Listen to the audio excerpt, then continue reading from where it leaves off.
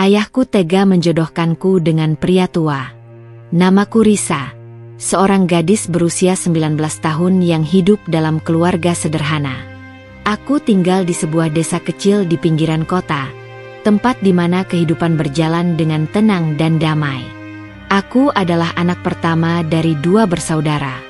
Adikku, Dinda, masih berusia 12 tahun dan duduk di bangku sekolah dasar. Sejak kecil, aku terbiasa menjadi kakak yang bertanggung jawab, mengurus adikku saat ibu sibuk dengan pekerjaan rumah. Ayahku, Pak Jafar, adalah sosok yang keras dan tegas. Ia bekerja sebagai petani sekaligus buruh bangunan jika ada proyek pembangunan di desa kami. Sementara ibuku, Bu Sari, adalah ibu rumah tangga yang penuh kasih sayang. Meskipun hidup sederhana, aku merasa cukup bahagia. Ibu selalu mengajarkanku untuk bersyukur atas apa yang kami miliki. Namun, kebahagiaan itu perlahan pudar ketika ayah mulai sering pulang dalam keadaan mabuk. Dulu, ayah bukanlah orang yang seperti ini. Ia dulu seorang pria pekerja keras yang menyayangi keluarganya. Namun, sejak usaha pertaniannya bangkrut dan terlilit hutang, semuanya berubah. Ibu selalu berusaha menutupi kekurangan dalam keluarga dengan bekerja serabutan. Ia menerima pesanan menjahit, membuat kue, bahkan membantu tetangga yang membutuhkan tenaga tambahan. Namun, sekeras apapun ibu berusaha, tetap saja kehidupan kami semakin sulit. Aku sendiri baru saja lulus sekolah. Cita-citaku adalah bisa bekerja di kota agar bisa membantu ibu dan membiayai sekolah Dinda. Tapi, dengan keadaan keluarga yang seperti ini, rasanya impian itu semakin jauh. Hingga suatu hari, aku mulai merasakan ada sesuatu yang tidak beres. Sikap ayah semakin aneh, sering berbicara dengan nada berat dan menyembunyikan sesuatu dari ibu. Aku tidak tahu apa yang sedang direncanakannya, tapi aku merasakan firasat buruk. Dan ternyata, firasatku benar. Sementara Dinda duduk di teras dengan buku pelajarannya, aku sendiri sedang membantu mencuci pakaian di sumur belakang rumah. Sesekali, aku melirik ke arah ayah yang sejak tadi duduk di ruang tamu, berbicara dengan seseorang yang tidak kukenal. Aku berusaha tidak terlalu memikirkan hal itu, tetapi perasaan gelisah tetap menggelayut di dadaku. Dari nada suara ayah yang rendah namun tegas, aku tahu pembicaraan itu bukan hal biasa. Aku berusaha mencuri dengar, tapi suara mereka terlalu pelan. Hanya sesekali aku mendengar ayah menyebut kata utang dan jalan keluar. Malam harinya, saat kami sedang makan malam, ayah terlihat lebih banyak diam. Tatapannya kosong, seolah pikirannya sedang melayang jauh. Ibu beberapa kali meliriknya dengan khawatir, tetapi tidak berani bertanya. Dinda yang masih polos tetap makan dengan lahap, tidak menyadari ketegangan yang menyelimuti suasana rumah. Setelah selesai makan, ibu mengajakku mencuci piring di dapur. Saat itulah ia mulai berbicara dengan nada pelan, seakan tidak ingin didengar ayah. Risa, akhir-akhir ini ayahmu sering pulang larut malam. Kadang aku mencium bau alkohol dari tubuhnya, bisik ibu dengan nada khawatir. Aku takut dia terjerumus lebih dalam. Aku hanya bisa mengangguk. Aku sendiri sudah menyadari perubahan ayah sejak lama, tapi aku tidak tahu harus berbuat apa. Aku hanya berharap semuanya bisa kembali seperti dulu. Namun, harapan itu musnah keesokan harinya. Pagi-pagi sekali, ayah memanggilku ke ruang tamu. Aku duduk di hadapannya dengan perasaan tidak enak. Wajahnya tampak lebih serius dari biasanya. Matanya menatapku dengan tatapan yang sulit diartikan. Risa, ayah sudah memikirkan ini baik-baik. Mulai bulan depan, kau akan menikah, ucap ayah dengan nada datar. Jantungku berdegup kencang. Aku menatapnya dengan mata membelalak, berusaha memahami kata-kata yang baru saja kudengar. Apa? Ayah bercanda, kan? Tanyaku, berharap ini hanya mimpi buruk yang akan segera berlalu. Ayah menggeleng, ekspresinya tetap dingin. Ini sudah keputusan ayah. Kau akan menikah dengan Pak Dharma. Aku merasa dunia di sekelilingku runtuh. Pak Dharma? Pria tua yang usianya hampir sama dengan ayah? Aku mengenalnya sebagai salah satu orang terpandang di desa ini. Seorang saudagar kaya yang sering membantu warga dalam kesulitan. Tapi aku tidak pernah membayangkan harus menikah dengannya. Ayah tidak bisa melakukan ini padaku. Suaraku mulai bergetar, dadaku terasa sesak. Aku masih muda, aku belum siap menikah, apalagi dengan pria yang seusia ayah. Ayah menghela napas berat. Ini untuk kebaikan keluarga kita, Risa. Ayah punya banyak utang. Pak Dharma bersedia membantu kita dengan syarat kau menjadi istrinya. Aku menoleh ke arah ibu, berharap ia akan membelaku.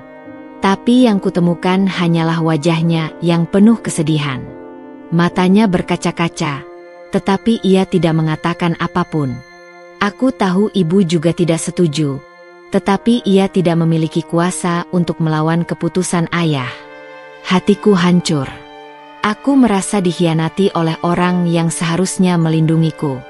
Bagaimana mungkin ayah menjualku demi melunasi utangnya? Aku ingin berteriak, menangis, berlari sejauh mungkin. Tapi aku tahu tidak ada tempat untukku pergi. Aku hanya bisa duduk terpaku, merasakan dinginnya udara pagi menusuk kulitku, seakan memberitahu bahwa hidupku tak akan pernah sama lagi. Sejak hari itu, rumah tidak lagi terasa seperti tempat yang hangat bagiku.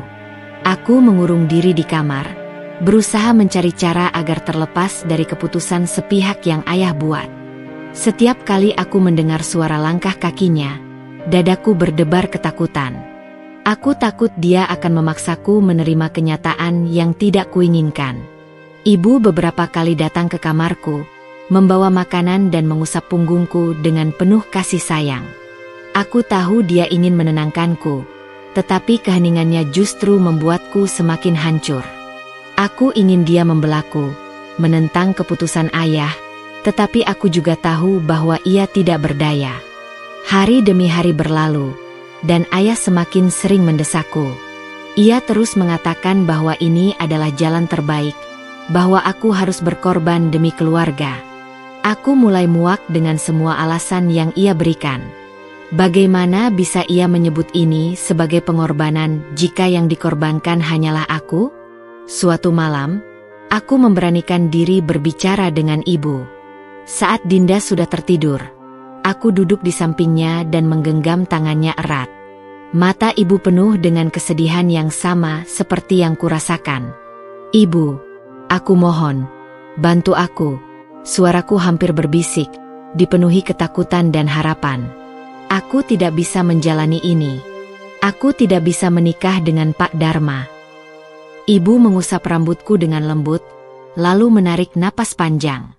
Nak, ibu juga tidak menginginkan ini terjadi. Tapi ayahmu, dia sudah terikat janji. Jika kita menolak, dia bilang Pak Dharma tidak akan tinggal diam. Aku menatapnya dengan bingung.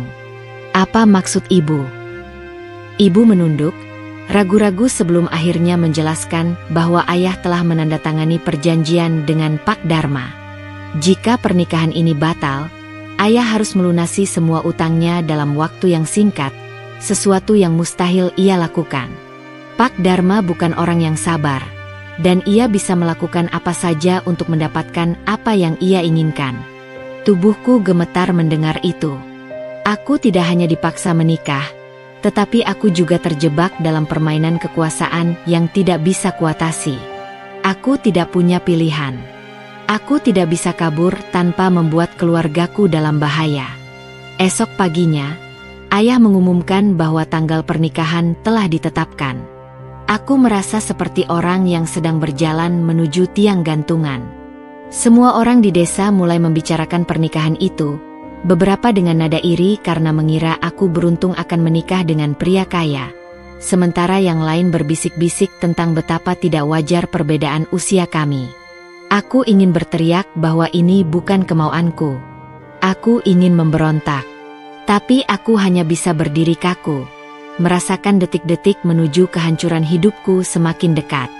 Hari pernikahan semakin dekat. Setiap hari terasa semakin menyesakan, seakan-akan aku sedang berjalan dalam kegelapan tanpa tahu bagaimana caranya keluar.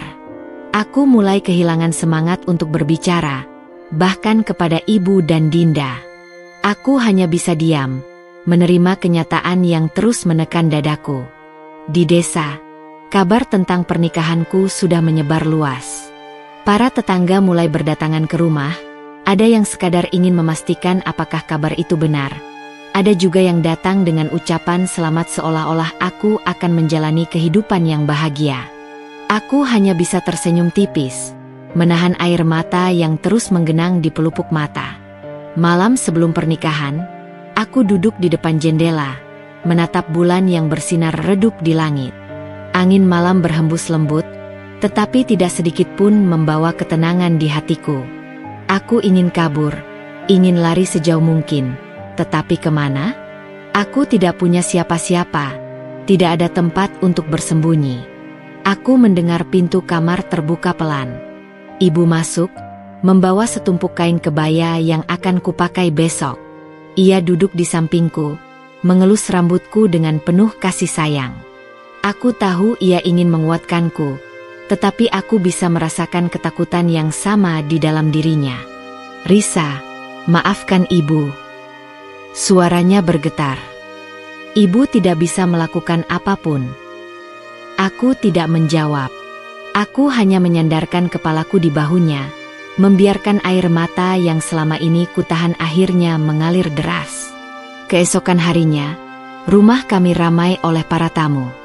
Aku duduk di kamar, sudah mengenakan kebaya putih yang dipilihkan ibu. Wajahku dipoles dengan riasan tebal, tetapi di dalam cermin, aku hanya melihat seorang gadis yang kehilangan hidupnya. Di luar, suara musik dan percakapan tamu terdengar semakin keras. Aku bisa mendengar suara ayah yang menyambut para undangan dengan nada ceria, seolah-olah ini adalah hari bahagia bagi semua orang.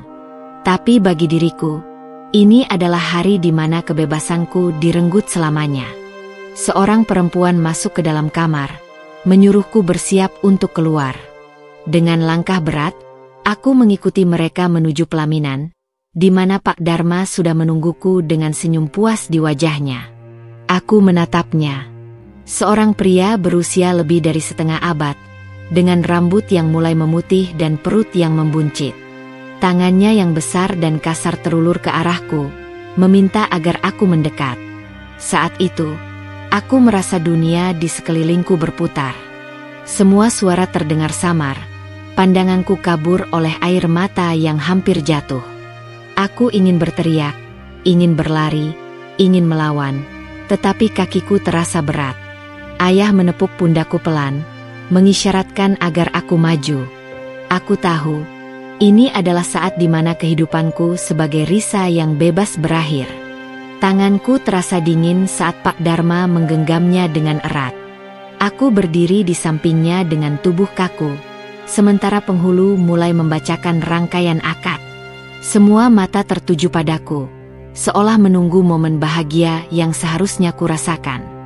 Ayah duduk tak jauh dariku, wajahnya terlihat puas dengan keputusan yang dibuatnya. Ibu menunduk, jemarinya meremas ujung selendangnya dengan erat. Aku tahu, jauh di dalam hatinya, ia ingin menolongku, tetapi ia tak bisa berbuat apa-apa. Ketika penghulu bertanya apakah aku menerima pernikahan ini, tenggorokanku tercekat. Aku ingin menolak, ingin berteriak bahwa aku tidak rela, tetapi suara itu seakan hilang dari mulutku. Aku menoleh ke arah Dinda yang duduk di antara para tamu. Tatapan polosnya penuh kebingungan, seakan bertanya mengapa aku terlihat begitu sedih. Ayah melirikku tajam, memberikan isyarat agar aku segera menjawab. Aku bisa merasakan napas Pak Dharma di sampingku, tubuhnya sedikit bergeser mendekat, seolah sudah tidak sabar ingin segera memiliki diriku. Dengan suara yang nyaris tidak terdengar, aku mengucapkan kata yang membuat hatiku hancur. Saya terima. Sejak saat itu, hidupku bukan lagi milikku. Setelah akad selesai, para tamu bersorak gembira. Beberapa orang menyalamiku dan memberikan ucapan selamat, tetapi aku hanya bisa tersenyum tipis, menyembunyikan duka yang mengalir deras dalam hatiku. Pak Dharma menggenggam tanganku lebih erat, seakan ingin menunjukkan pada semua orang bahwa aku kini adalah miliknya. Saat pesta berakhir dan para tamu mulai pergi, aku dibawa ke rumah baruku. Sebuah rumah besar yang berdiri megah di tengah desa, jauh lebih besar dari rumahku. Dindingnya tinggi, halamannya luas, tetapi bagiku, tempat itu lebih menyerupai penjara daripada rumah. Pak Dharma menggiringku masuk ke dalam kamar yang sudah disiapkan untuk kami. Aku duduk di tepi ranjang dengan jantung berdebar kencang, sementara ia menutup pintu dengan senyum yang masih melekat di wajahnya. Aku tahu, malam ini adalah awal dari penderitaanku yang sebenarnya.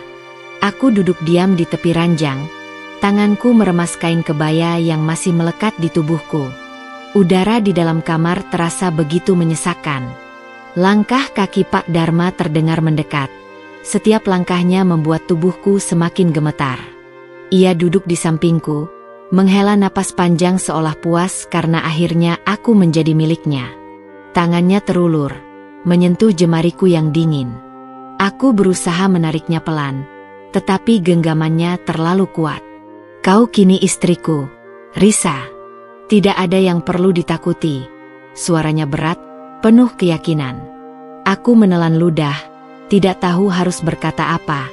Dadaku sesak, ingin menangis tetapi air mataku seakan sudah habis. Aku hanya bisa menunduk, berharap waktu berjalan lebih cepat dan menghapus malam ini dari ingatanku. Pak Dharma bangkit berdiri, melepas pecinya, lalu membuka kancing kemejanya satu persatu. Aku langsung berdiri, tubuhku mundur perlahan ke arah dinding. Tanganku mencengkeram ujung selendang yang masih melekat di bahuku.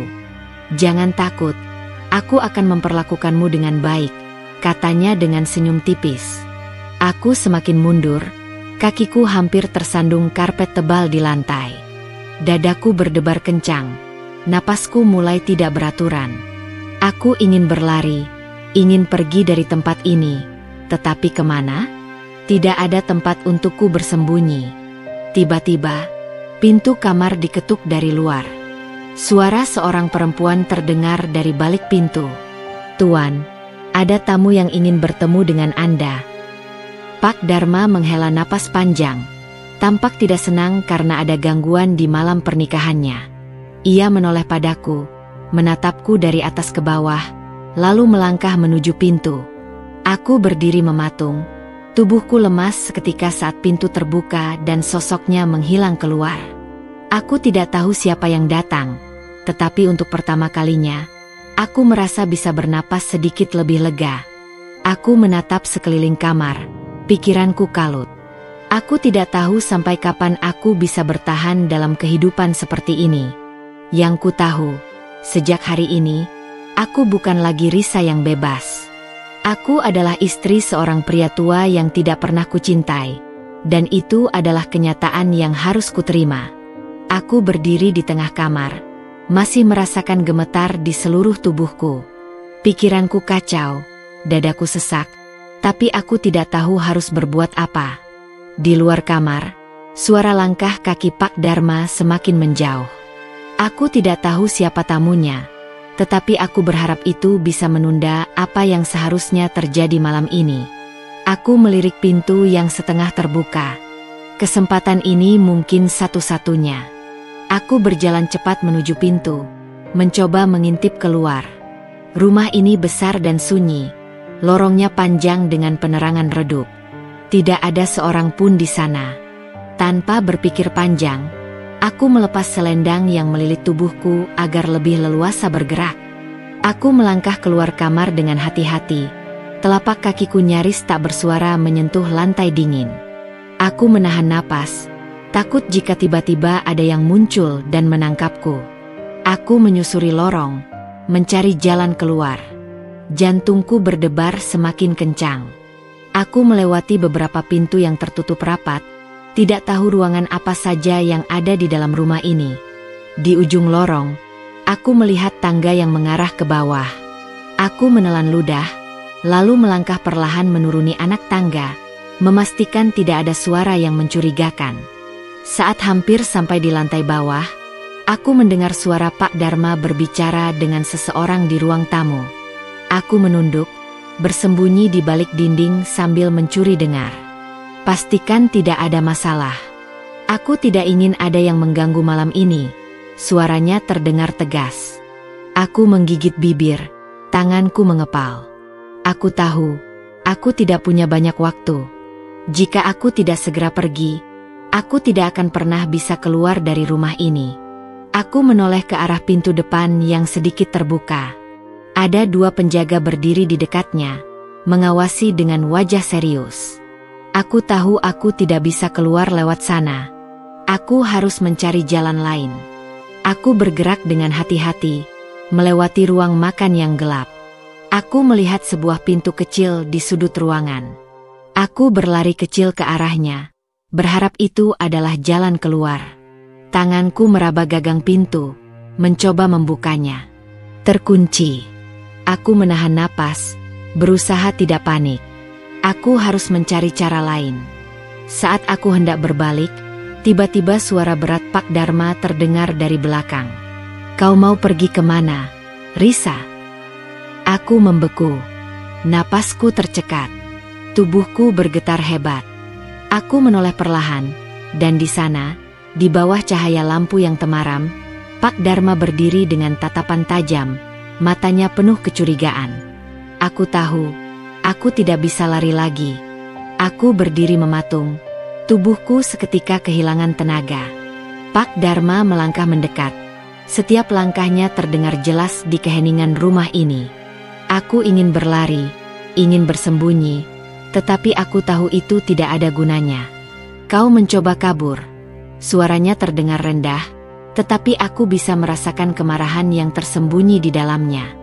Aku menggeleng cepat, meskipun aku tahu kebohongan ini tidak akan dipercaya. Napasku tersengal, dadaku naik turun dengan cepat. Aku tidak tahu harus berkata apa, tidak tahu bagaimana cara menyelamatkan diri dari situasi ini. Pak Dharma mendekat semakin dekat. Tangannya yang besar tiba-tiba mencengkeram lenganku dengan kuat. Aku tersentak, berusaha menarik diri, tetapi cengkeramannya terlalu kuat. "Jangan pernah mencoba melawan, Risa. Kau sekarang milikku," bisiknya tepat di telingaku. Aku merasa tubuhku lemas, mataku memanas, tetapi aku menahan diri agar tidak menangis di depannya. Aku tidak ingin terlihat semakin lemah, tetapi aku tahu aku tidak memiliki kekuatan untuk menolak. Pak Dharma menarik lenganku dengan kasar, membawaku kembali ke kamar. Aku berusaha meronta, tetapi ia hanya menatapku tajam, seakan memperingatkanku bahwa semakin aku melawan, semakin buruk keadaanku nanti. Sesampainya di kamar, ia mendorongku masuk dan menutup pintu dengan keras. Aku mundur beberapa langkah, tubuhku gemetar hebat. "Mulai sekarang, jangan pernah berpikir untuk pergi dari rumah ini." Suaranya berat, penuh tekanan. "Aku sudah membayar mahal untuk mendapatkanmu. Kau akan menjalankan tugasmu sebagai istri." Aku menggigit bibir, menahan tangis yang hampir pecah. Aku ingin menjerit, ingin berteriak bahwa aku bukan barang yang bisa dibeli, tetapi suaraku tercekat di tenggorokan. Pak Dharma mendekat lagi. Kali ini tangannya terulur ke wajahku, menyentuh pipiku dengan sentuhan yang membuatku semakin merasa terjebak.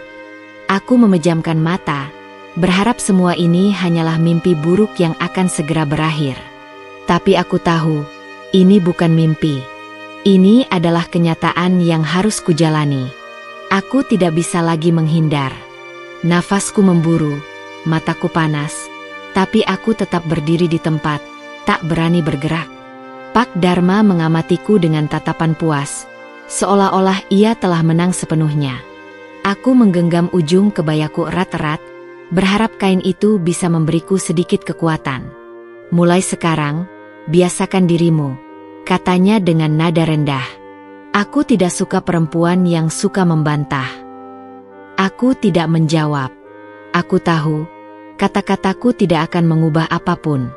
Aku hanya bisa berdiri diam, menahan rasa takut yang terus menghimpit dadaku.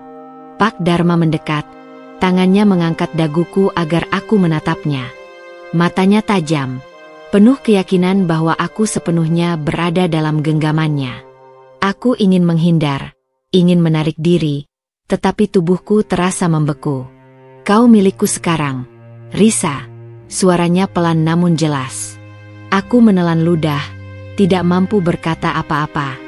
Tangannya masih di daguku, semakin menekan, seakan ingin memastikan aku benar-benar mengerti. Tiba-tiba, suara ketukan di pintu memecah keheningan. Aku menoleh cepat, hatiku sedikit lega karena setidaknya ada sesuatu yang menghentikan ini, walau hanya sementara. Pak Dharma menggeram pelan, lalu melangkah menuju pintu dan membukanya sedikit. Dari celah pintu, aku melihat seorang wanita setengah baya berdiri di luar. "Maaf, Tuan," kata wanita itu dengan suara rendah. "Ada panggilan penting untuk Anda." Pak Dharma menghela napas, jelas terganggu dengan gangguan ini. Ia menoleh padaku sekilas sebelum akhirnya keluar dari kamar, menutup pintu dengan suara berat. Aku berdiri di tempat, tubuhku terasa lemas. Aku menatap pintu yang kini tertutup rapat, lalu menghembuskan napas yang sedari tadi kutahan. Tanganku mencengkeram dadaku, mencoba menenangkan diri. Aku tidak tahu sampai kapan aku bisa bertahan. Aku tidak tahu apakah ada jalan keluar dari semua ini. Yang ku tahu, pernikahan ini telah merenggut kebebasanku sepenuhnya. Aku berdiri di tengah kamar dengan napas tak beraturan.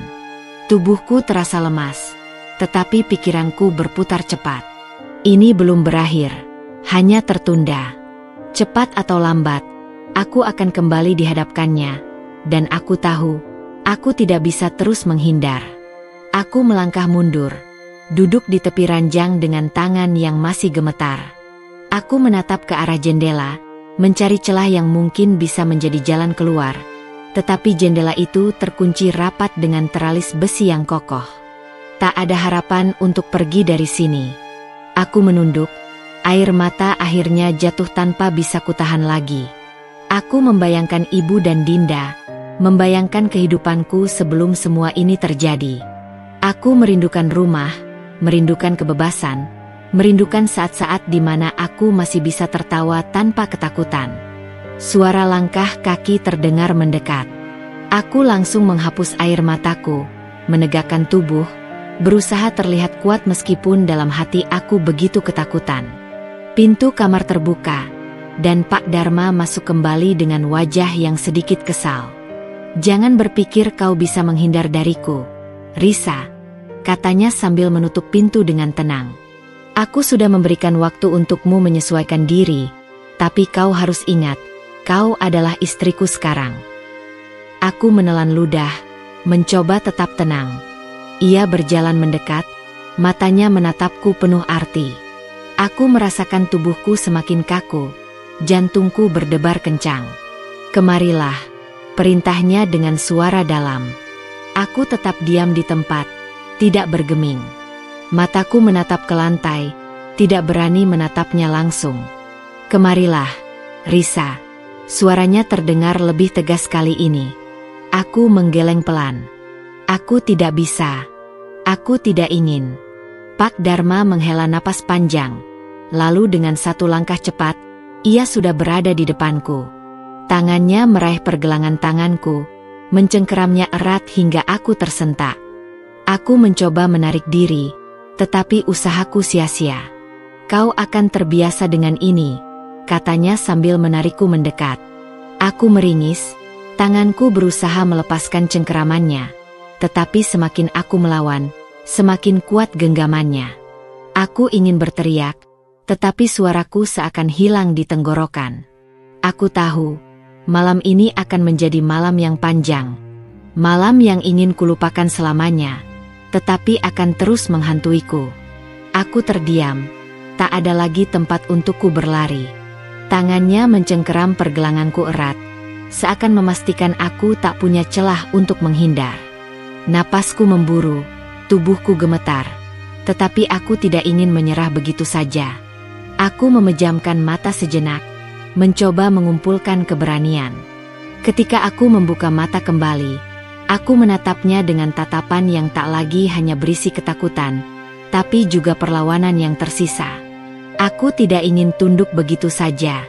Aku tidak akan pernah mencintaimu. Suaraku bergetar, tapi cukup jelas untuk didengarnya. Pak Dharma hanya tersenyum kecil, senyum yang membuat bulu kuduku meremang. Cinta bukan sesuatu yang perlu kau pikirkan sekarang, katanya pelan, tetapi mengandung ancaman yang membuat dadaku semakin sesak. Aku mencoba menarik lenganku, tetapi ia semakin mengeratkan genggamannya. Aku akan membuatmu terbiasa, lanjutnya, seolah-olah apa yang ia lakukan ini adalah sesuatu yang wajar. Aku menggigit bibir, menahan air mata yang hampir jatuh lagi. Tidak. Aku tidak boleh menangis di depannya. Aku tidak ingin ia berpikir bahwa aku sudah kalah. Tiba-tiba, suara derit pintu depan terdengar dari kejauhan. Pak Dharma menoleh sekilas, lalu melepaskan genggamannya. Aku segera mundur beberapa langkah, merapat ke dinding sambil menatapnya dengan napas terengah-engah. Seorang pembantu masuk tergesa-gesa. "Tuan, ada tamu penting yang ingin bertemu sekarang," katanya dengan suara waspada.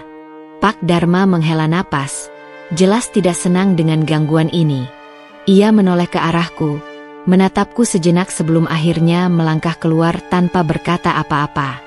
Aku berdiri di tempatku, masih merasakan bekas genggamannya di pergelanganku. Aku tahu ini hanya penundaan, bukan akhir dari penderitaanku.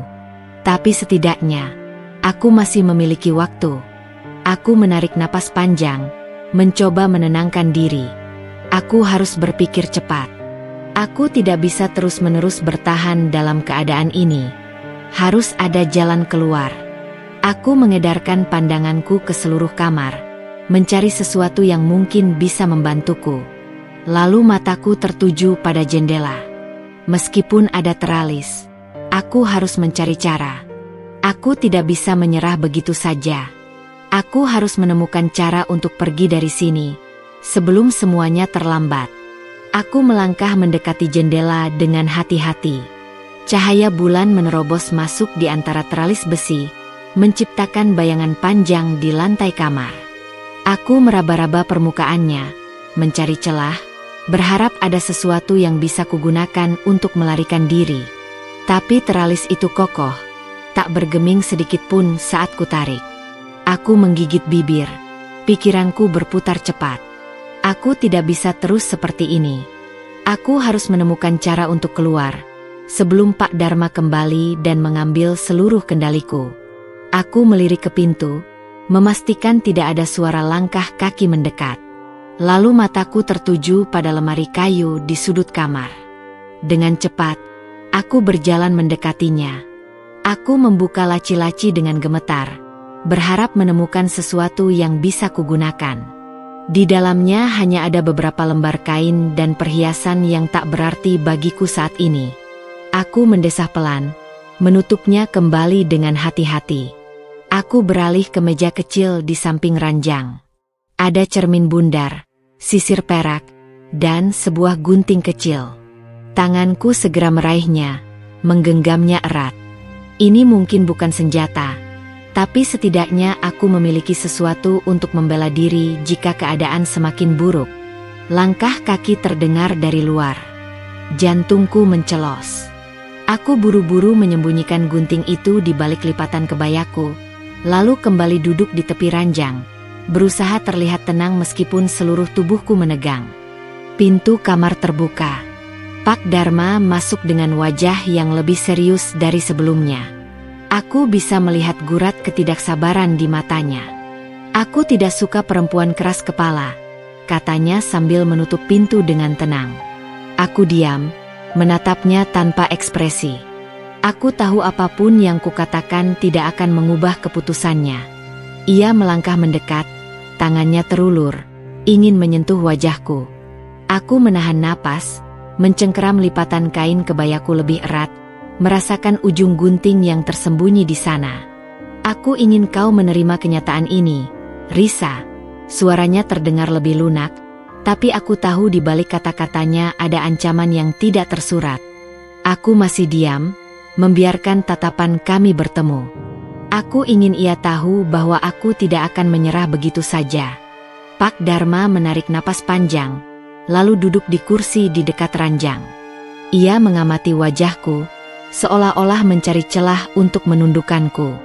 Aku sudah memberimu waktu, katanya lagi, kali ini lebih pelan. Besok, aku ingin kau mulai menjalankan tugasmu sebagai istriku. Jantungku berdegup semakin kencang. Aku tahu apa yang ia maksud.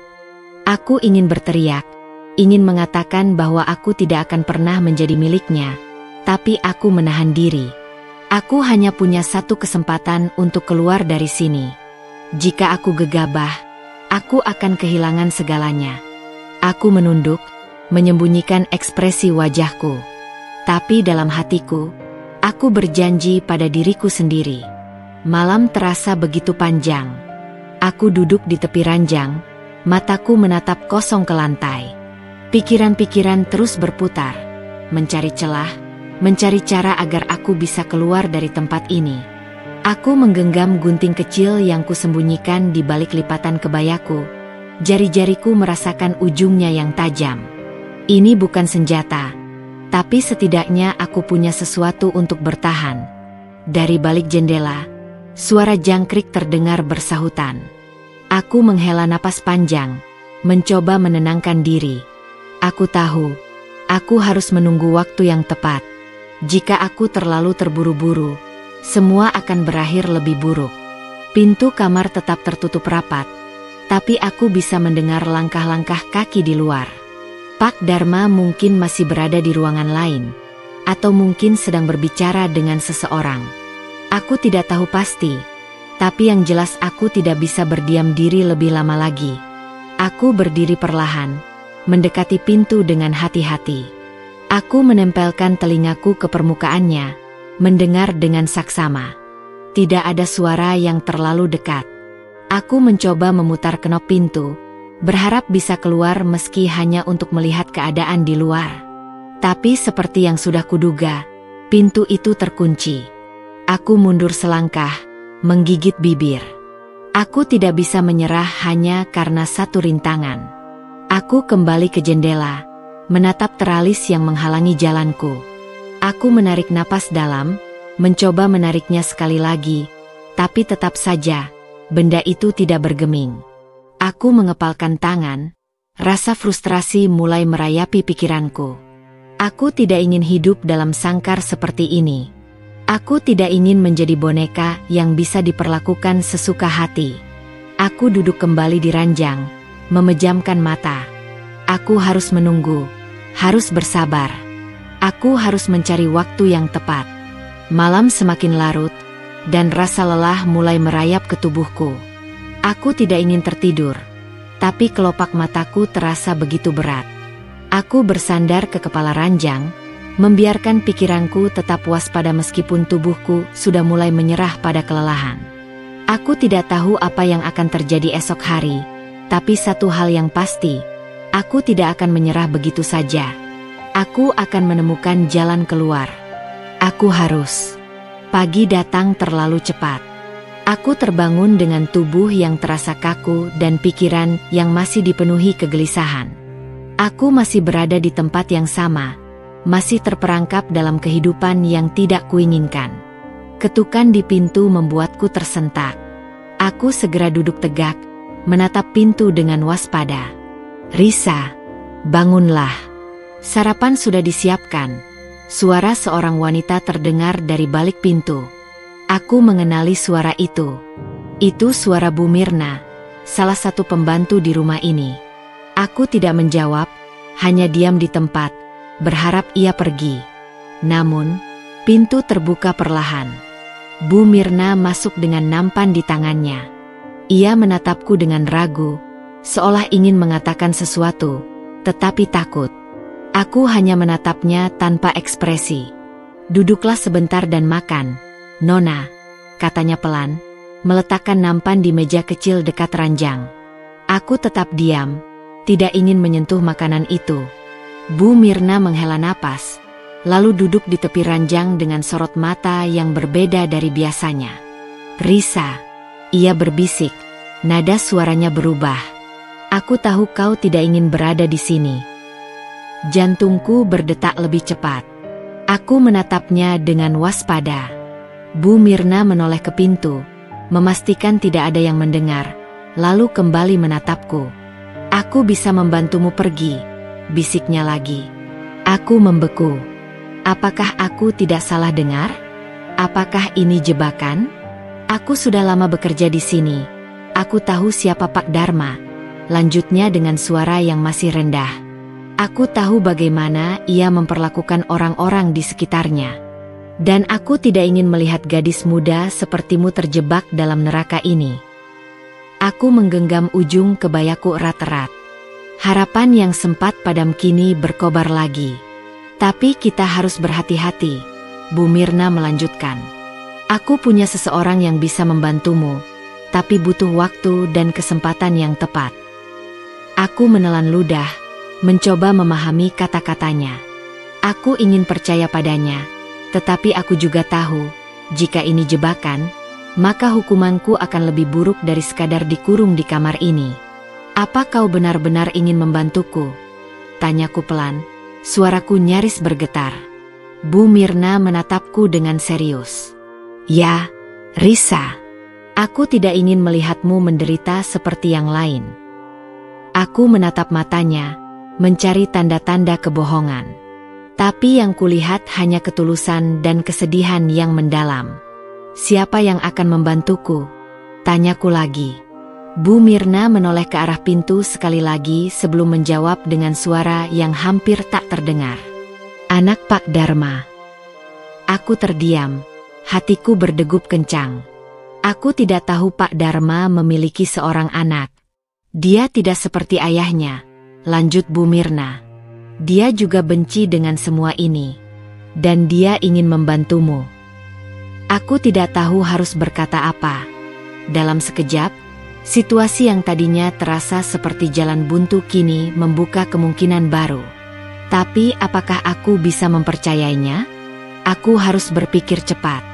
Kesempatan ini mungkin tidak akan datang lagi. Aku menatap Bu Mirna lekat-lekat. Hatiku masih dipenuhi keraguan. Tetapi ada sesuatu dalam nada suaranya yang membuatku ingin percaya. "Anaknya?" tanyaku pelan. Suaraku hampir bergetar. Bu Mirna mengangguk. "Namanya Ardan. Dia baru kembali dari luar negeri beberapa bulan lalu.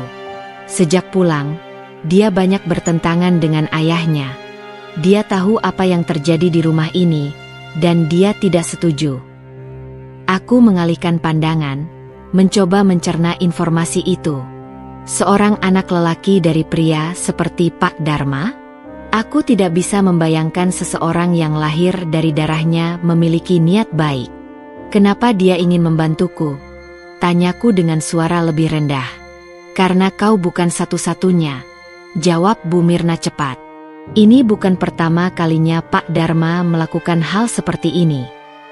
Darahku berdesir. Kata-katanya menusuk ke dalam kepalaku. Aku mengira penderitaan ini hanya milikku, tetapi ternyata ada yang lain sebelum aku. Aku menelan ludah, tiba-tiba merasa mual. "Dan mereka?"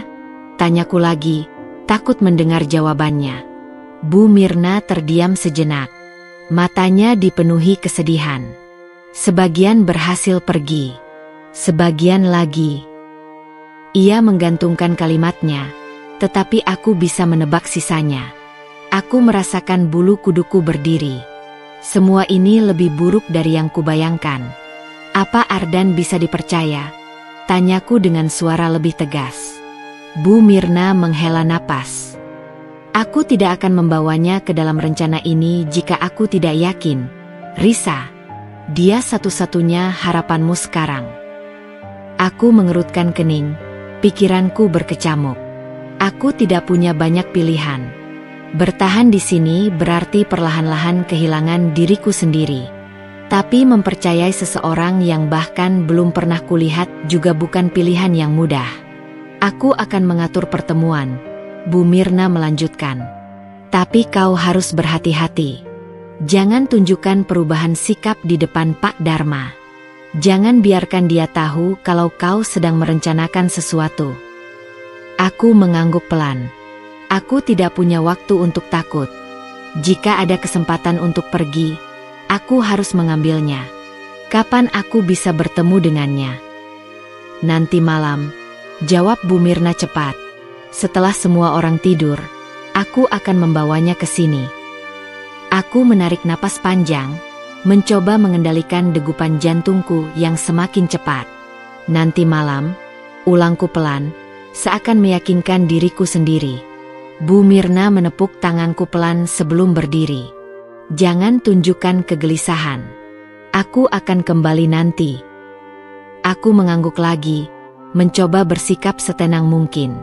Saat Bu Mirna keluar dan menutup pintu, aku kembali duduk di tepi ranjang.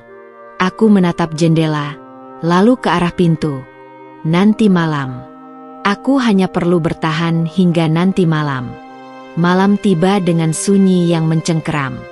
Aku duduk di tepi ranjang, menunggu dengan gelisah. Detik demi detik berlalu seperti siksaan. Pintu kamar tetap tertutup, dan aku bisa mendengar suara langkah kaki sesekali melewati lorong. Di luar jendela, angin berbisik pelan, menyapu tirai tipis yang bergoyang lembut. Aku meremas jemariku sendiri, mencoba menenangkan diri.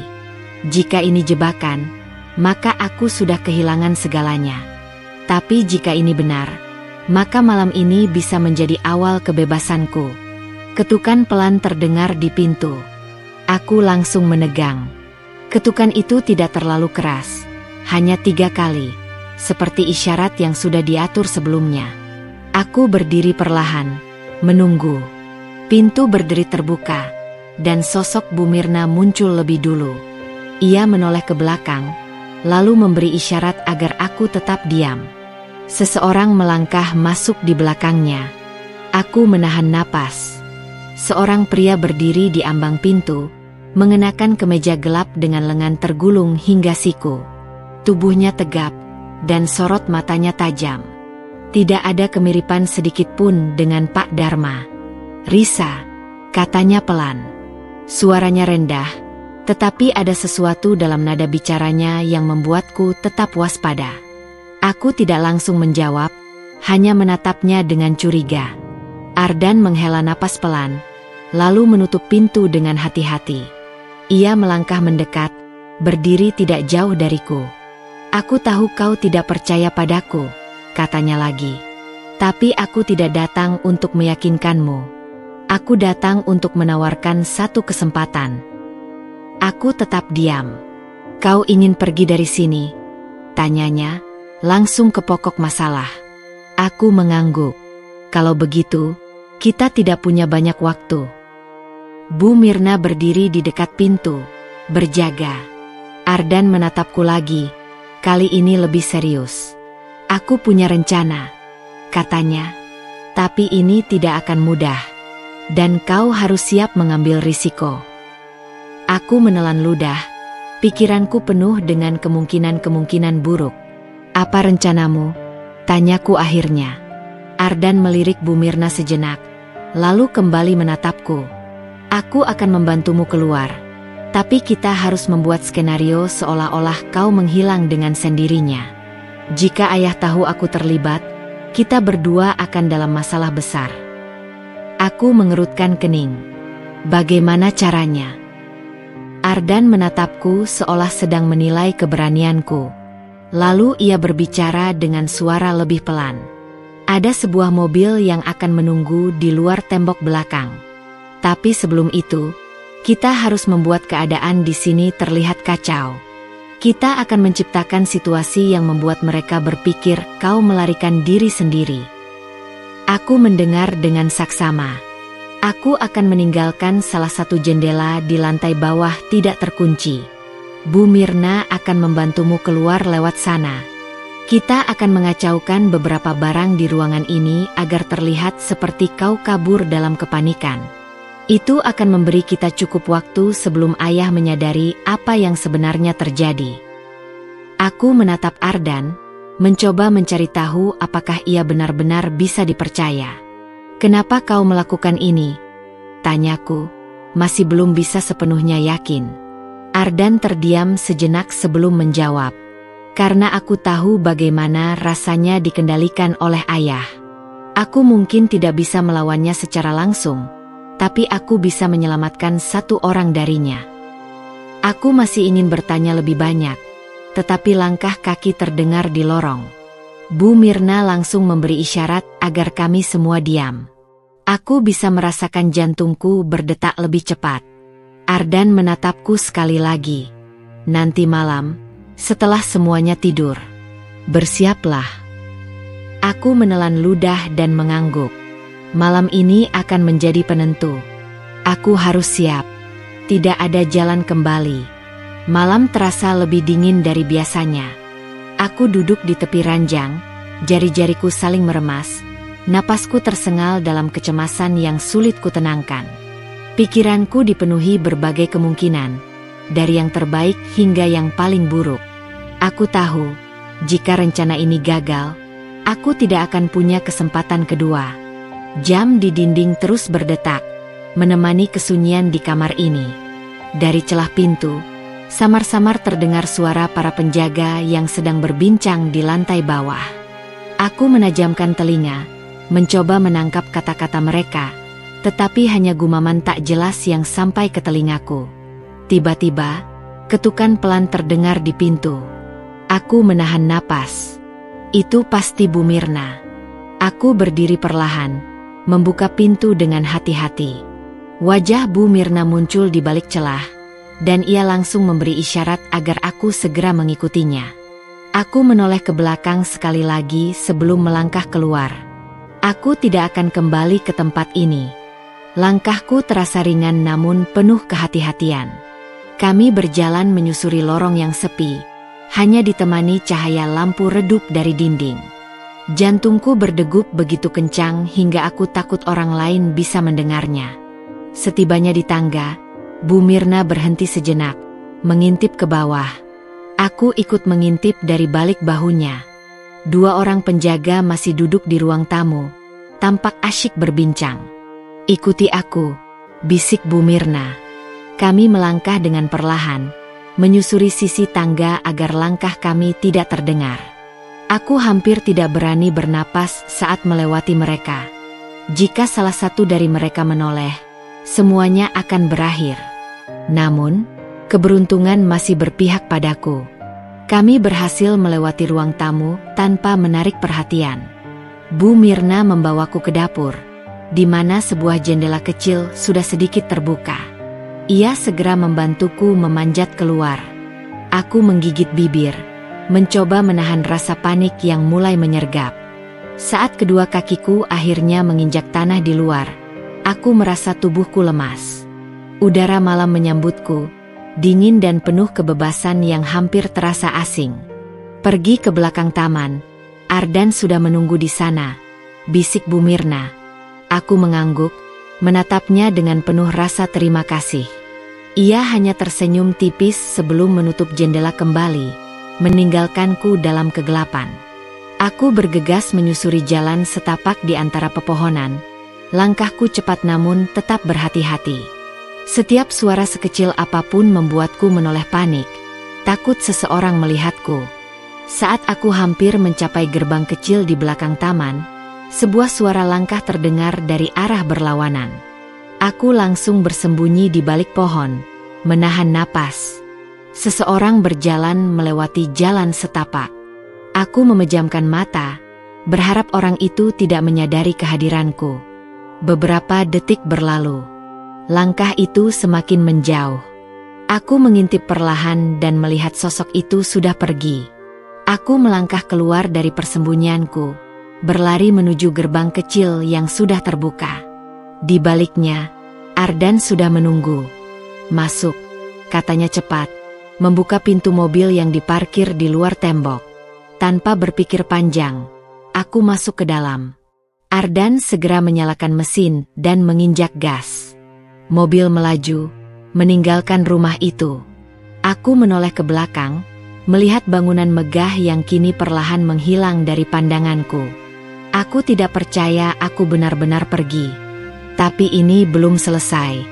Aku tidak tahu kemana Ardan akan membawaku. Aku tidak tahu apakah aku benar-benar selamat. Tapi satu hal yang pasti, aku bebas. Untuk saat ini, mobil melaju menembus gelapnya malam, jalanan sepi hanya ditemani cahaya lampu jalan yang sesekali melintas. Aku duduk di kursi penumpang, diam tanpa suara, masih berusaha mencerna kenyataan bahwa aku berhasil keluar dari rumah itu. Ardan mengemudi dengan fokus, sesekali melirik ke kaca spion seolah memastikan tidak ada yang mengikuti. Aku menoleh ke arahnya, ingin bertanya banyak hal, tetapi lidahku terasa keluh. Kita akan pergi ke tempat yang aman, katanya tiba-tiba, seolah membaca pikiranku. Aku menelan ludah, memeluk diriku sendiri untuk mengusir rasa dingin yang tiba-tiba merayapi tubuhku. Tempat apa? Sebuah rumah kosong milik temanku. Tidak ada yang tahu tentang tempat itu. Kita bisa bersembunyi sementara di sana. Aku mengangguk pelan, meskipun dalam hati masih ada keraguan. Aku tidak mengenalnya. Aku tidak tahu apakah aku benar-benar bisa percaya padanya. Tapi saat ini, aku tidak punya pilihan lain. Suasana di dalam mobil begitu sunyi, hanya suara mesin dan hembusan angin dari luar yang terdengar. Aku mencoba mengatur napas, berusaha menenangkan diri. Tapi bayangan rumah itu, bayangan ayah, masih menghantui pikiranku. Ayahmu pasti akan segera mencari, kata Ardan lagi, memecah keheningan. Kita harus bergerak cepat sebelum dia menyadari kemana kau pergi. Aku menggigit bibir. Aku tahu itu. Ayah tidak akan tinggal diam. Beberapa kilometer kemudian, mobil berbelok ke sebuah jalan kecil yang lebih sepi. Pepohonan tinggi berdiri di sisi kiri dan kanan, menciptakan suasana yang semakin gelap. Aku merasa semakin cemas, tapi aku menahan diri untuk tidak bertanya lebih jauh. Mobil akhirnya berhenti di depan sebuah rumah tua yang tampak tak berpenghuni. Ardan mematikan mesin, lalu menoleh ke arahku. Ayo turun. Aku membuka pintu dengan ragu, melangkah keluar ke udara malam yang dingin. Rumah ini tampak suram, dengan cat dinding yang mulai mengelupas dan pekarangan yang penuh dedaunan kering. Aku menelan ludah, merasa sedikit tidak nyaman. Ardan berjalan lebih dulu, membuka pintu dengan sebuah kunci yang sudah disiapkannya. Masuklah, katanya.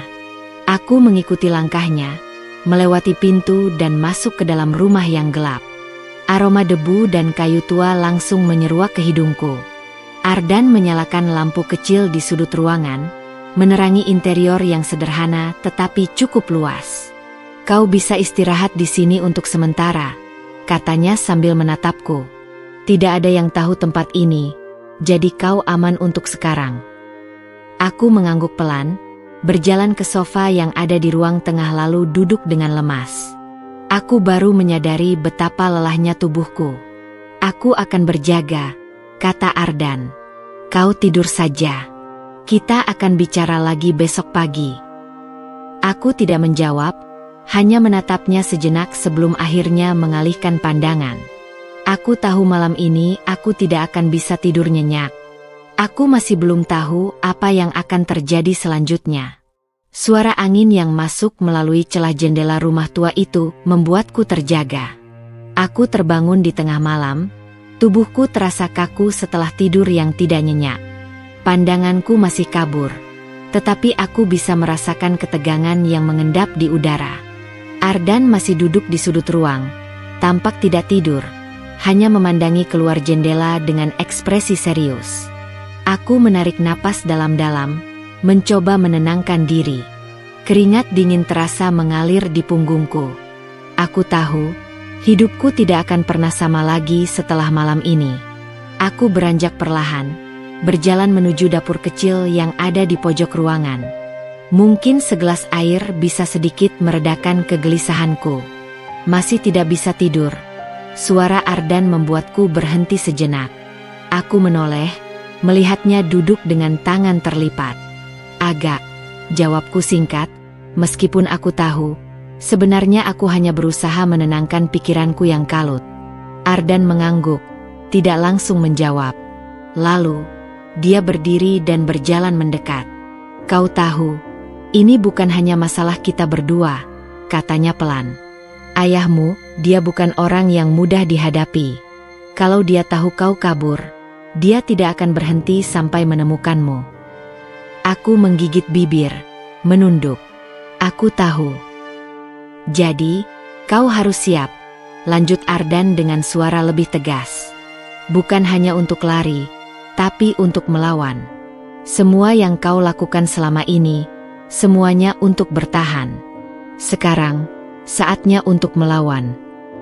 Aku menatapnya, sedikit terkejut dengan kata-katanya. Melawan. Ardan menghela napas panjang, seolah mencerna kata-katanya sendiri.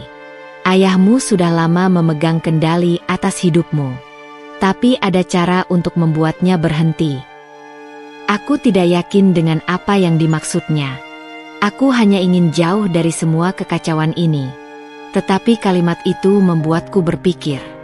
Apakah ada cara untuk membebaskan diri dari cengkeraman ayah? Apa yang harus kita lakukan? Tanyaku pelan, meskipun aku sudah tahu jawabannya. Ardan menyandarkan tubuhnya ke meja, kemudian menatapku dengan tatapan yang penuh keyakinan. Kita akan pergi ke kota besar. Kita mulai hidup baru di sana. Aku punya beberapa teman yang bisa membantu, tetapi kau harus siap untuk meninggalkan semuanya. Aku menelan ludah, merasa dada ini sesak. Mengingatkan diriku untuk meninggalkan segala sesuatu yang pernah ku kenal. Keluarga, rumah, hidup yang teratur, adalah hal yang berat. Namun, apakah ada pilihan lain? Tapi ayahmu pasti akan mengejarku. Aku bersikeras. Apa yang bisa kita lakukan kalau dia tidak berhenti? Ardan diam sejenak, kemudian berjalan menuju pintu depan. Dia membuka pintu sedikit, memeriksa situasi di luar. Ada banyak cara untuk menghalangi langkahnya. Kita akan membuatnya berpikir kau hilang, benar-benar hilang. Kita harus merencanakan semuanya dengan hati-hati. Aku menatapnya, merasakan sedikit harapan yang mulai muncul. Jika ada kesempatan untuk benar-benar bebas, aku harus berani mengambilnya. Aku sudah terlalu lama menjadi bagian dari permainan yang bukan pilihanku. Kapan kita mulai? Tanyaku, suara sedikit gemetar, tapi ada keteguhan dalam hatiku yang baru saja tumbuh. Besok, jawab Ardan tanpa ragu. Besok kita mulai mempersiapkan semuanya. Kau harus siap menghadapinya, Risa. Aku mengangguk perlahan. Tidak ada jalan lain. Tidak ada waktu untuk ragu. Besok, aku harus siap memulai babak baru dalam hidupku, meskipun itu berarti mengorbankan banyak hal. Hari berikutnya datang dengan kabut pagi yang menyelimuti seluruh lingkungan sekitar rumah tua itu. Aku terbangun lebih awal, dengan perasaan tidak sabar dan cemas yang bercampur aduk.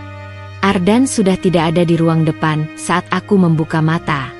Aku berjalan menuju dapur, dan menemukan secangkir kopi hangat yang diletakkan di meja, sebuah tanda bahwa ia sudah bangun lebih dulu. Aku menyesap kopi itu perlahan, mencoba mengumpulkan keberanian untuk menghadapi hari yang penuh ketidakpastian. Ardan muncul dari pintu belakang, terlihat lebih siap dari kemarin. Di tangannya, ada sebuah map kecil berisi beberapa dokumen. Ini rencana kita, katanya, seraya meletakkan map itu di meja. Aku sudah menyiapkan beberapa langkah, tapi aku ingin kau memutuskan apa yang kau mau lakukan. Aku menatapnya dengan cemas, tidak tahu harus mulai dari mana. Apa rencananya? Pertama, kita akan berangkat ke kota besar. Kita harus mengatur identitas baru untukmu, membuatnya seolah-olah kau tidak pernah ada sebelumnya. Ardan menghela napas, lalu melanjutkan. Aku juga sudah menghubungi seseorang yang bisa membantumu menyembunyikan jejakmu. Ini tidak akan mudah, Risa. Tapi jika kau mau bertahan, Kita harus bergerak cepat. Aku menggigit bibir, pikiranku mulai mengarah ke kemungkinan yang tak terhitung jumlahnya. Aku bisa saja memilih untuk pergi ke kota besar, memulai hidup baru, tetapi meninggalkan semuanya, bahkan keluargaku, termasuk ayah, rasanya terlalu berat. Tapi aku tahu, jika aku tetap di sini, hidupku akan terus dikendalikan. Aku tidak bisa membiarkan diriku terjebak dalam kebisuan yang sama. Kenapa kau begitu yakin kita bisa sukses? Aku bertanya, suara sedikit gemetar. Ardan mengangkat bahu. Kita tidak pernah tahu. Tapi aku akan melakukannya. Kau bukan satu-satunya yang ingin bebas dari cengkeraman orang tua. Dan aku tidak akan membiarkan ayahmu menahanmu lagi. Aku menelan ludah, merasakan kegelisahan yang semakin dalam. Tapi jika dia tahu, kita sudah siap untuk itu. Kita akan mengacaukan rencananya lebih dulu. Kita akan menyebar rumor tentangmu yang pergi tanpa jejak, membuatnya percaya kau hilang tanpa alasan jelas. Jangan khawatir, semuanya sudah dipikirkan. Aku menatapnya, merasakan dorongan kuat untuk mempercayainya, meskipun hatiku masih penuh keraguan. Aku akan ikut. Tapi jika terjadi sesuatu, aku tidak tahu bagaimana aku bisa melanjutkannya. Jangan pikirkan itu sekarang, jawab Ardan dengan senyum tipis. Kita hanya perlu bergerak ke kota besar, memulai langkah pertama. Aku mengangguk, meskipun masih ada rasa takut yang menyelubungi pikiranku. Hari itu, aku mulai mengemas beberapa pakaian dalam tas kecil. Aku sadar, aku sedang meninggalkan hidupku yang lama dan memasuki dunia yang baru. Dunia yang penuh ketidakpastian, tapi juga penuh dengan harapan akan kebebasan. Saat kami meninggalkan rumah itu, Ardan menatapku sekali lagi. Ini langkah pertama, Risa. Setelah ini, kita tidak akan pernah kembali. Aku menatap jalan di depan kami, tak tahu apa yang menanti di sana, tetapi satu hal yang pasti, aku akan berjuang untuk mendapatkan kebebasan itu. Kami memasuki mobil yang sudah terparkir di luar rumah tua itu, dan Ardan menyalakan mesin. Mobil melaju pelan meninggalkan area sepi yang sudah lama menjadi penjara buatku. Setiap detik terasa berat, seolah keputusan yang kuambil itu seperti membuka lembaran baru yang belum ku ketahui isinya. Jalanan yang sunyi hanya ditemani suara mesin mobil dan desiran angin lewat kaca mobil. Ardan menatapku sekilas, sepertinya bisa merasakan kegelisahanku. Kita akan aman, Risa. Kau harus yakin. Aku hanya bisa mengangguk, meskipun hatiku penuh dengan kekhawatiran. Aku tahu, tidak ada jalan kembali, dan jika ayah tahu aku menghilang, mungkin semua akan menjadi lebih buruk. Tetapi saat aku menatap wajah Ardan yang tegas, ada secercah harapan. Jadi, apa rencananya di kota besar? Tanyaku, mencoba mengalihkan perhatian dari kecemasan yang mencekam. Kita akan mulai dengan mencari tempat tinggal yang aman. Aku sudah menghubungi beberapa orang yang bisa kita percaya di sana, jawab Ardan. Kau akan mendapatkan identitas baru, dan kita akan membuat semuanya tampak seperti kau memulai hidup baru dari awal. Aku menatap keluar jendela, mengamati lampu-lampu kota yang semakin dekat. Keputusan ini bukan hanya untukku, tetapi untuk kebebasan yang tak pernah kuimpikan. Kau yakin kita bisa berhasil? Ardan menghela napas. Tidak ada jaminan. Tapi kita tidak punya pilihan lain. Aku janji, kita akan coba yang terbaik. Kami terus melaju, memasuki kota yang tampaknya tidak ada habisnya. Gedung-gedung tinggi dan jalanan yang sibuk menjadi latar belakang bagi perjalanan kami.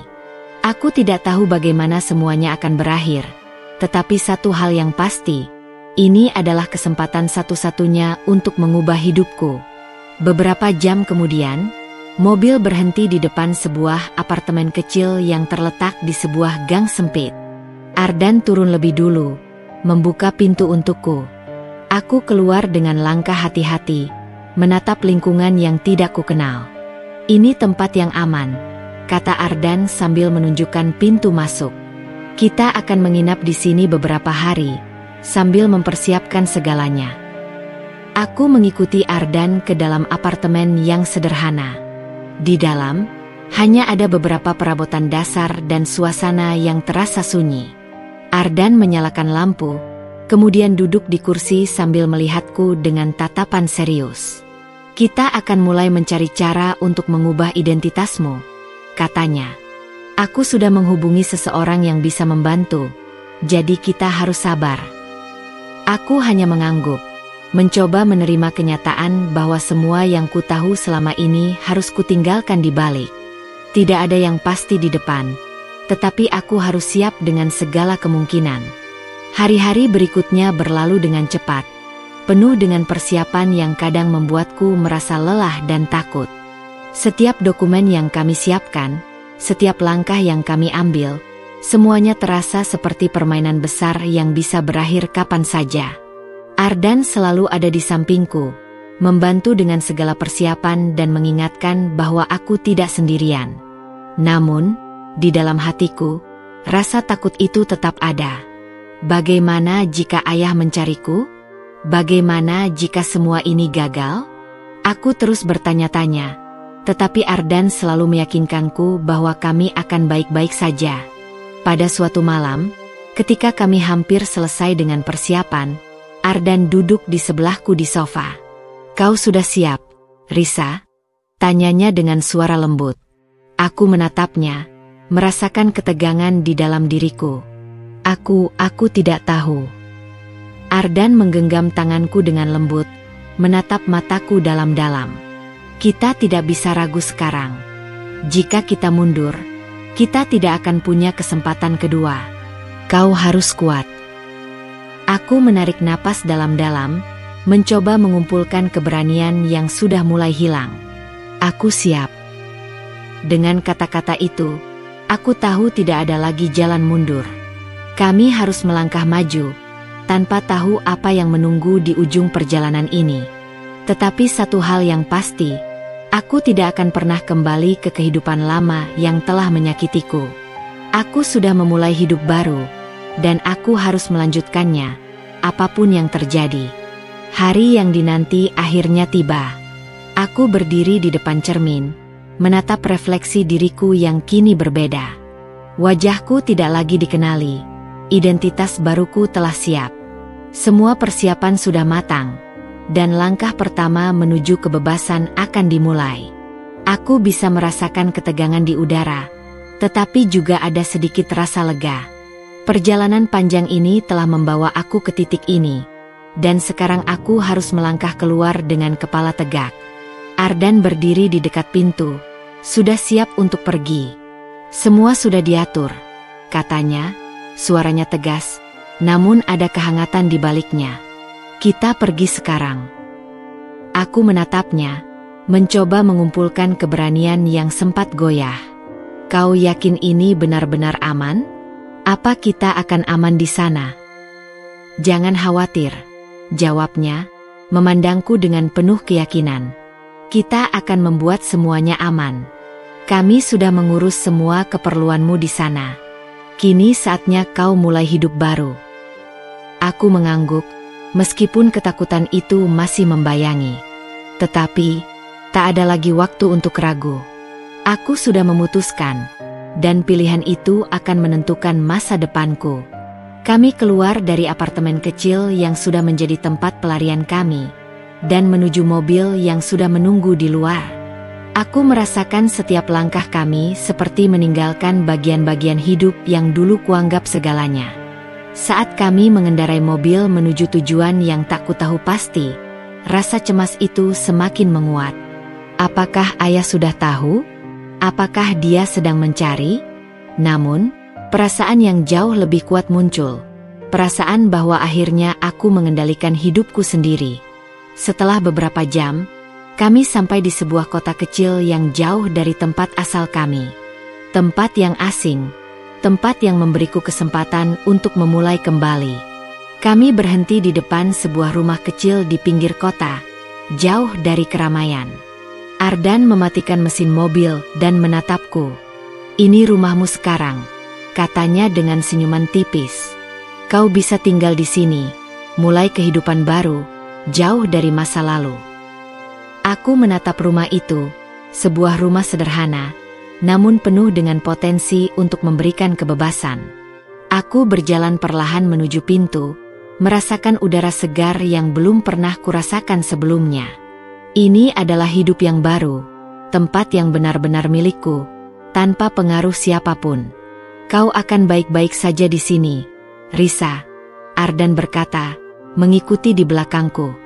"Mulai hari ini, kau tidak perlu lagi takut." Aku menoleh dan tersenyum padanya, meskipun hatiku masih penuh dengan pertanyaan dan ketidakpastian. "Terima kasih, Ardan. Aku tidak tahu apa yang akan terjadi selanjutnya, tapi aku tahu satu hal, aku bebas." Dengan itu, aku melangkah masuk ke dalam rumah baru ini.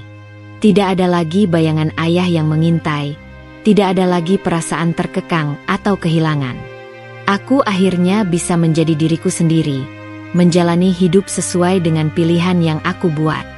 Hari itu, aku menutup pintu masa lalu dan membuka pintu menuju masa depan. Hidupku yang baru dimulai, penuh harapan dan tantangan yang siap untuk kuhadapi. Meskipun perjalanan ini masih panjang, aku tahu satu hal, aku tidak akan pernah kembali lagi. Hari-hari berlalu dengan cepat, dan aku mulai merasa sedikit tenang di tempat baru ini. Ardan tetap ada, membantu dengan segala hal yang dibutuhkan. Dia terus mengingatkanku bahwa hidup baru ini adalah kesempatan kedua, dan aku harus menghargainya. Tetapi, di balik ketenangan itu, bayangan masa lalu tetap menghantui. Aku tak pernah bisa benar-benar melupakan ayah. Pagi itu, aku sedang duduk di teras rumah kecil itu, menikmati secangkir teh hangat sambil menatap pemandangan pagi yang damai. Tiba-tiba, ponselku bergetar. Nama yang muncul di layar membuat jantungku serasa berhenti. "Ayah." Aku menatap layar sejenak, perasaan cemas dan takut kembali menguasai diriku. Apakah ini saatnya dia menemukan aku? Dengan tangan yang gemetar, aku menjawab telepon itu. Suara ayah di ujung sana terdengar jauh, tetapi tetap tegas. "Risa, kamu sudah pergi kemana? Ayah tidak bisa menemukanmu. Kamu harus pulang." Aku menutup mata, merasakan sebuah beban berat menindih dadaku. Tidak ada lagi alasan untuk bersembunyi. Aku tahu ini adalah titik balik yang aku takuti, titik di mana aku harus memilih antara masa depan dan masa lalu. "Ayah," suaraku serak, "aku sudah tidak bisa kembali. Aku memilih hidupku sendiri, dan aku tidak bisa melakukannya dengan cara yang ayah inginkan. Aku minta maaf." Ada keheningan sesaat, sebelum ayah menjawab dengan nada yang lebih keras. "Kamu tidak tahu apa yang kamu katakan, Risa. Kamu tidak tahu akibatnya. Kau akan menyesal." Suara itu semakin menjauh, dan akhirnya aku mendengar suara ketukan di pintu. Ardan berdiri di sana, menatapku dengan khawatir. Aku menutup telepon dan menatapnya. Air mata sudah mulai menggenang di mataku. "Dia tahu," aku berkata dengan suara gemetar. "Ayah tahu aku ada di sini." Ardan mendekat dan memelukku dengan lembut. "Tidak ada yang bisa kita lakukan tentang itu sekarang, Risa. Yang penting sekarang adalah kau sudah memilih untuk hidup bebas. Itu yang terpenting." Aku mengangguk, merasakan hangatnya pelukan Ardan yang memberi sedikit ketenangan. Meskipun aku merasa perasaan bersalah menghantui, aku tahu aku telah membuat keputusan yang tepat.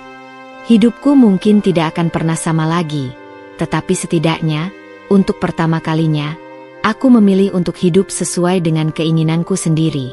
Ketika aku melangkah maju menuju kehidupan yang baru, aku tahu akan ada banyak tantangan yang harus dihadapi.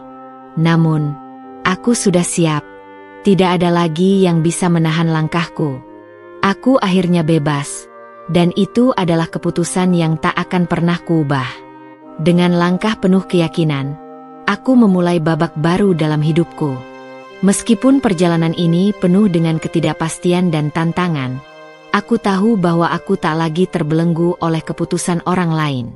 Aku memilih untuk mengambil kendali atas hidupku, meskipun harus melewati jalan yang penuh rintangan.